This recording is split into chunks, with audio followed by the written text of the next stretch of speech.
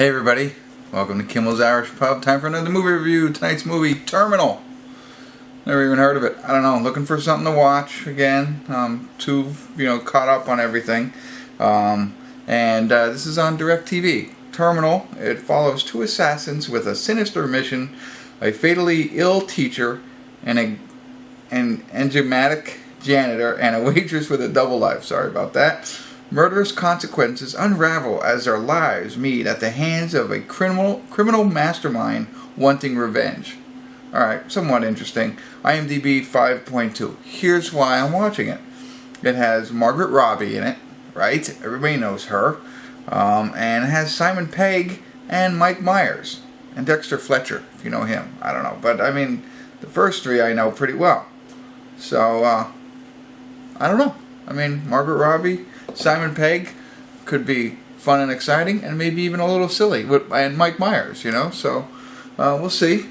I'll get into it a little bit. It's only an hour and a half, hour and 35 minutes, and I'll catch you up, let you know what it's really about, and see if it's worth watching. It's on DirecTV. Maybe you have DirecTV.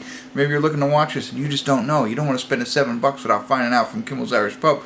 Let me take care of that for you for free. Alright, I'll be back. Hey everybody, I want to do a quick check-in here. We're watching Terminal, and we're at the 44-minute and 5-second mark, so I figured, hey, let's check in. I don't know a lot yet. Here's what I do know, and I'll share it with you so far. So Mike Myers plays like the janitor. I think we read about the janitor. Very peculiar type of character, almost unrecognizable. I thought that was neat. Simon Pegg plays the teacher, who has some sort of terminal illness. Not sure what it is.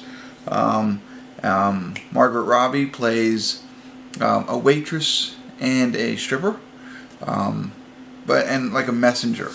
And then there's these two other guys. I think one guy's name is Max Iron, and I don't know who the other guy is. I could look it up, but they're partners, and it's hard to follow. The timeline's a little mixed up, so it seems like it starts off with Simon Pegg. He meets Mike Myers, just small talk there, nothing major, trying to catch a train. And then he wanders into this restaurant where he meets Margot Robbie, who's the waitress, and they're kind of building a little rapport between the two of them.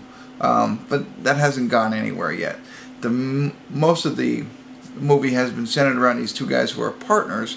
They seem like it starts off like they have some kind of job to do.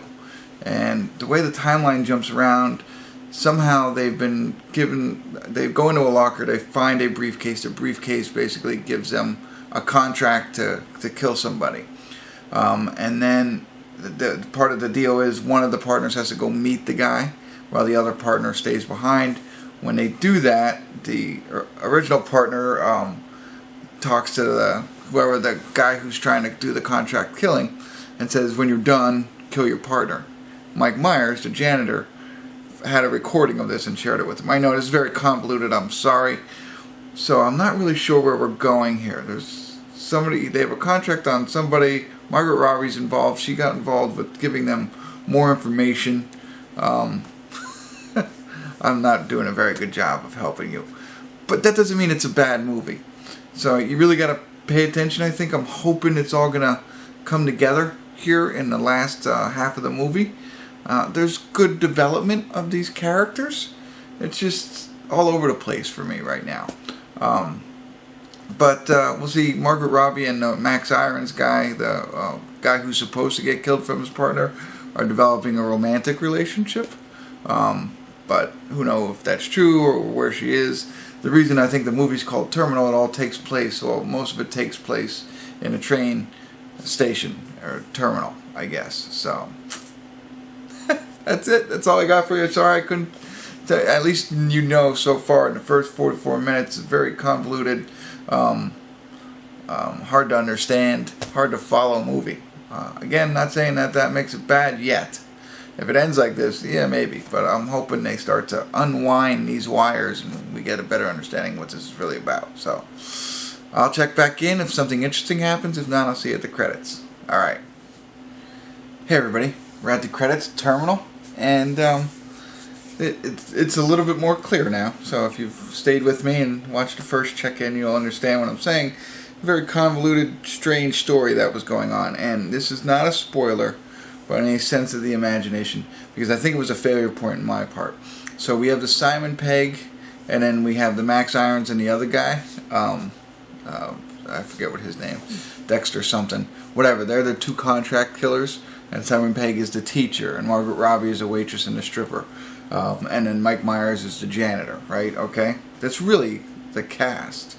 There's a couple of other small little pieces there, but it's really they're the main characters. Anyway, my word of advice: if you do watch this film, don't think that the Simon Pegg story and the two contract killer stories are intertwined in any way, besides the fact that Margot Robbie's, meeting with both of those. I thought, you know what I mean, like that threw me off for a while, and I think if you go into it knowing that they're not really necessarily related, it'll be easier to follow, because I thought there were different timelines and things like that. There were some timeline things that happened, but it makes it a lot easier now that I know. I don't know why I went in thinking that, but so there's that piece of you. That's going to help you out, I think, a lot. As far as the film goes, without giving, I mean, some of it is very predictable. Like there's a villain. They even reference it in the synopsis that I read too. There's a mastermind behind all of this. Easy to figure that out. There's another little twist they throw at you. I think they foreshadowed that enough that it's there. So that kind of thing. And then there's there's some other things that, okay, it makes more sense. What I feel, it was well done. What I would have liked a little bit more clues on how to figure it out. It seemed like, to me, that the film happened and then they came together at the end and said, okay, here's why everything happened. Which is good, and it made it more clear. But, it's just like they wrapped it up in a nice bow without any breadcrumbs leading you to that. Like, oh, now this all makes sense. I mean, it all does. It's hard for me to explain. It just seems like they did all the filming of the basis of the movie until the end, and then they said, okay, this is how we're going to tie it all together and wrap it up like that, and not go back and put these breadcrumbs in. You know what I mean? Like, there's nothing there leading you to what the final ending was really about, and what the story was truly wrapped around. So that was my only negative feedback. It is a stranger movie. Visually, it's pretty neat. It's like a dark, like I said, it kind of takes place in a train station. I don't think they go outside at all. I don't think there's any light. The lights are really like neon signs, like you'll see in a diner, or beer signs, what have you. So it's like visually interesting. The acting I thought was pretty good. Mike Myers, I thought, did a pretty interesting job. Like I said, when I saw him at first, I thought it was strange. I didn't know, oh, that's Mike Myers. Simon Pegg also, in the beginning of the film as well. Like, I was like, oh, he's going to play a different type of role than what we're used to seeing him in. And he continued to do that. So I thought that was good. Margot Robbie's always great. And then the other two assassins, they were okay. But I thought it was good enough that it made it a very entertaining and interesting film. I don't think it's for everyone. It's a little gruesome at parts, little. And like I said, it's hard to follow. It might have been easier now if you have that information where you separate the two and just focus on the individual stories as they happen. I don't know. I'm going to probably give it a 6. I think. I thought, interestingly, it was interesting enough to keep my attention the entire time. Sorry. And then I enjoyed it. So it wasn't like complete trash like every now and again we get to see. So I thought there's some areas of opportunity that I think we could have done better. They could have done a better job with. I think the breadcrumbs are the biggest thing for me. But hey, it's creative. It's different. It's not an entirely new plot. It's just a new take on a plot we've seen in the past. But it definitely was creative, and for that I'm giving it a 6. And the acting and the visualization. But anyway, that's enough. Check it out. Let me know what you think. I'd love to hear from you. It's a different kind of film, so if you did see it, I appreciate it, because I don't think everybody's going to watch this one. Alright, let me know if you do. Leave me some comments, and thanks for tuning in. Kimmel's Irish Pub.